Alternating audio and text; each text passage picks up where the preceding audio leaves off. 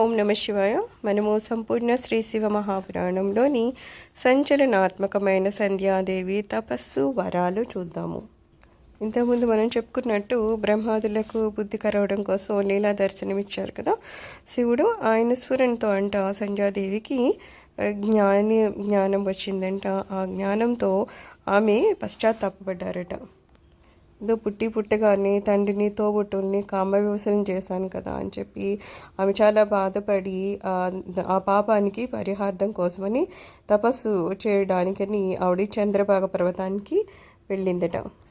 ఇక్కడ రతి మన్మథుల కళ్యాణం జరుగుతుంది కదా, అది అయిపోయినాకన అప్పుడు బ్రహ్మదేవుడు సంధ్యాదేవి గురించి ఆలోచించడం మొదలుపెట్టారట. ఆమె చెప్పిందనమాట, ఇలాగ నేను తపస్సు చేయడానికి వెళ్ళాలనుకుంటున్నాను అని.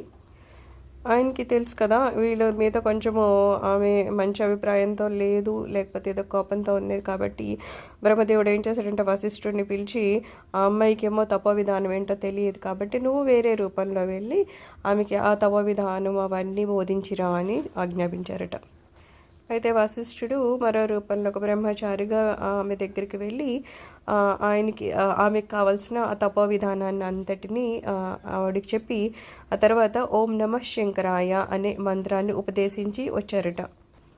అయితే వెళ్లే ముందు ఆయన ఏం చెప్పారట, ఈ మంత్రం ఎప్పటి వరకు జపిస్తావు అంటే ఎప్పటి వరకు శంకరుడు దిగి రాడో అప్పుడు వరకు నువ్వు ఆ మంత్రాన్ని జపిస్తూనే ఉండు ఆగకుండా అని చెప్పేసి ఆయన అక్కడి నుంచి వెళ్ళిపోయారట.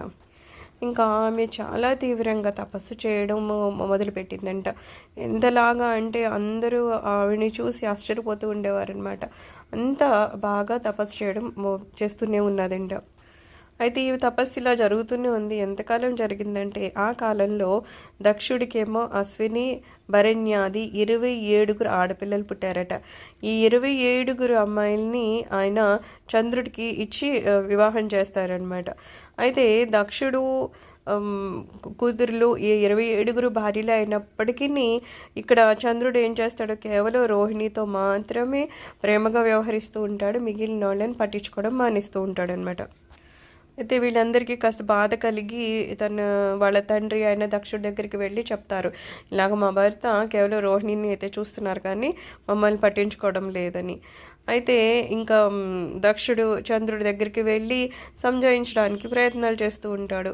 ఇలా కాదయ్యా, అందరూ భార్యలే కదా, అందరినీ సమానంగా చూడు అని ఎంత చెప్పినా సరే చంద్రుడు వినిపించుకోకుండా ఉంటాడనమాట.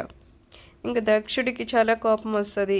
సరే నువ్వు క్షయగ్రస్తుడు అవ్వు అని చెప్పేసి శపించేసి వెళ్ళిపోతాడు. అప్పుడు చంద్రుడు ముందు బ్రహ్మాదుల దగ్గరికి వెళ్ళి అడుగుతాడనమాట, ఈ శాపం నుంచి నన్ను విముక్తి చేయండి అని.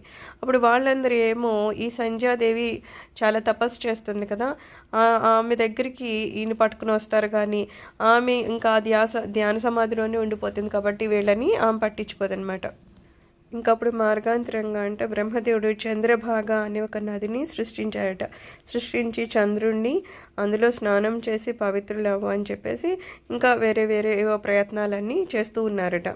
అయితే సంధ్యాదేవి మాత్రం 1, 2, 3 కాదు 4 యుగాలు తపస్సు చేస్తూనే ఉందింట. అంత తపస్సు చేశాక అప్పుడు ఆమె మీద శివుడు కరుణ చూపించాడంట. ఇంకప్పుడు స్వామివారు ప్రత్యక్షమయ్యి ఏం వరం కావాలో కోరుకో అని అడిగారట. అప్పుడు ఆమె అన్నారంట, హే జగన్నాథ శివ శంకర, నేను పుడుతూనే కాముకురాలనయ్యాను, ఇతరులు కూడా కాముకులుగా మార్చేశాను. అందుకని ఆ పాప పరిహారార్థమై నేను ఇంత తపస్సు చేశాను. ఒకవేళ నువ్వు కనుక నా తపస్సు వలన ప్రసన్నుడు అయితే గనుక, నిజంగా నా పాపం అంతా నశిస్తే గనుక అప్పుడు నాకు 3 వరాలు ప్రసాదించు అని అడిగారట.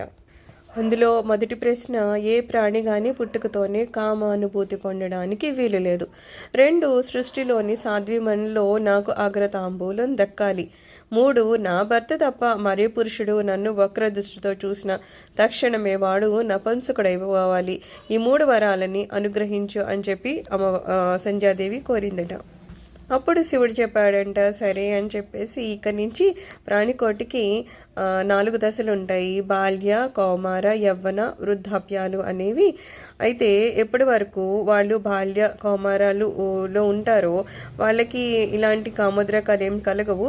ఆ కౌమారాలు దాటాక పురుషులకి కామోద్దీపనం తెలియకుండా ఉండే విధంగా శాసిస్తున్నాను. అలాగే యవ్వనవతులైతే తప్ప స్త్రీలకి అసలు ఆ అవకాశమే ఉండకుండా అనుగ్రహిస్తున్నాను. అలాగే సాధ్యములందరికీ ఆదర్శప్రాయమయ్యే వరాన్ని నీకిస్తున్నాను. నీ మూడవ కోరిక రీత్యా నీ భర్త తప్ప మరే పురుషుడు నిన్ను కామదృష్టితో చూసినా సరే వాడు తక్షణమే నపుంసకుడైపోతాడు. ఇలా నీ కోరికలను సఫలం చేయడానికి ప్రయత్నించు. ఇక్కడ చంద్రభాగా నదీ తీరంలో మేధాతిథి అనే ముని జ్యోతిష్ఠోష్టం అనే యజ్ఞం చేస్తున్నాడు. నువ్వు అదృశ్య రూపుని వెళ్ళి ఆ యాగకొండంలో ఆత్మార్పణ గావించుకో, త్వరపడు అని ఆదేశించి అంతర్హితుడయ్యాడంట ఆ శివుడు. వెంటనే సంధ్యాదేవి అక్కడి నుంచి బయలుదేరిందంట. శివుని ఆజ్ఞ వలన మేధాతిథి యజ్ఞగుండంలో పడి ఆత్మార్పణం చేసుకుందట.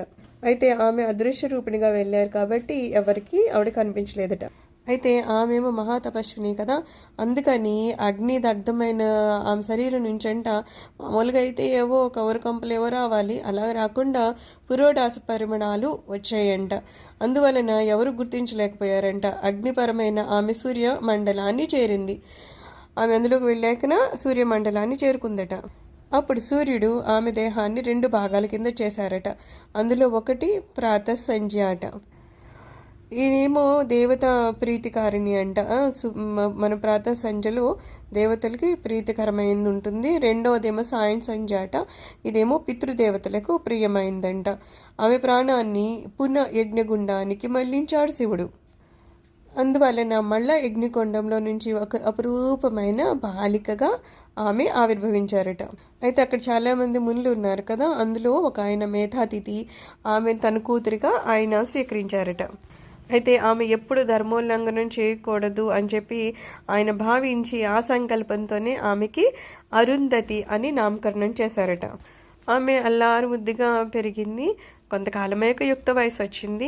అయితే ఆమె ఇంతకుముందు సంధ్యగా ఉన్నప్పుడు తపోదీక్ష ఇచ్చారు కదా, ఒక ఆయన బ్రహ్మచారి రూపంలో వచ్చారు కదా, ఆ బ్రహ్మచారి రూపమే ఈవిడికి అలాగ మనసులో ఉండిపోయిందట. అయితే అది ఎప్పుడైతే మునులకి తెలిసిందో వాళ్ళు బ్రహ్మాదులు అందరూ కలిసి అప్పుడు వశిష్ఠుడు కదా బ్రహ్మచారి రూపంలో వచ్చారు, అప్పుడు వశిష్ఠునికి అరుంధతికి ఇచ్చి వివాహం చేశారట. అయితే సాధ్వీమ తల్లులకి శిరోభూషణం కదా అరుంధతి అమ్మ, అందుకని ఇలాగా ఈ చరిత్ర జరిగింది అని చెప్పేసి సూతుడు మిగిలిన మునులకి చెప్పుకుంటూ వస్తున్నారంట. తర్వాతది నెక్స్ట్ వీడియోలో చూద్దాము.